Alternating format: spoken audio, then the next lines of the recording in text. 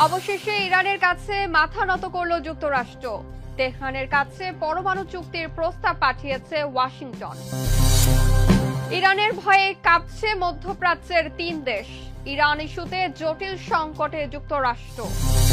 Push ইনের পর এবার বাংলাদেশের আকাশে ভারতীয় ড্রোন কিসের আভাস দিচ্ছে?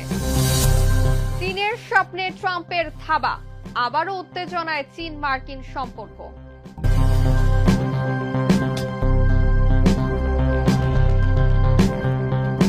দর্শক আমন্ত্রণ মাই টিভি আই নিউজে।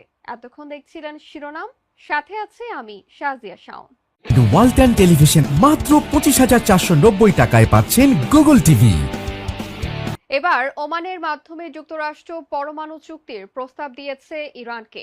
বিষয়টি নিশ্চিত করেছে তেহরান ও ওয়াশিংটন। প্রস্তাবটি এসেছে এমন সময় যখন আইএইএ জানিয়েছে ইরান 60% মাত্রার 400 কেজি ইউরেনিয়াম মজুত করেছে, যা পরমাণু অস্ত্র তৈরির জন্য উদ্বেগজনক। যুক্তরাষ্ট্র বলেছে ইরান কখনই পারমাণবিক বোমার অধিকারী হতে পারবে না, তবে ইরান বলছে তাদের কর্মসূচি শান্তিপূর্ণ এবং আইএইএ এর প্রতিবেদন রাজনৈতিক উদ্দেশ্য প্রণোদিত। কিছু মতভেদ থাকলেও আলোচনায় উভয় পক্ষই আশাবাদী। বিস্তারিত রিপোর্টে। অবশেষে ইরানের কাছে মাথা নত করল যুক্তরাষ্ট্র। বিশ্বের সবচেয়ে ক্ষমতাধর দেশ যুক্তরাষ্ট্র ইরানের কাছে পরমাণু চুক্তির প্রস্তাব পাঠিয়েছে। এরপর থেকেই ইরানের দিকে তাকিয়ে আশায় দিন গুনছে ট্রাম্প প্রশাসন। যুক্তরাষ্ট্র ও ইরানের মধ্যস্থতাকারী স্থগিত পারমাণবিক আলোচনা আবারও গতি পাচ্ছে। ওমানের মধ্যস্থতায় তেহরানের কাছে একটি নতুন চুক্তির প্রস্তাব পাঠিয়েছে যুক্তরাষ্ট্র। বিষয়টি 31 মে নিশ্চিত করেছে দুই দেশই। তেহরানে সফররত ওমানের পররাষ্ট্রমন্ত্রী বদর আল বুসাইদিয়া যুক্তরাষ্ট্রের প্রস্তাব ইরানের পররাষ্ট্রমন্ত্রী আব্বাস আরাকচির কাছে স্থানান্তর করেন। আরাকচি বলেন, জাতীয় স্বার্থ ও নীতির আলোকে প্রস্তাবের যথাযথ জবাব দেওয়া হবে।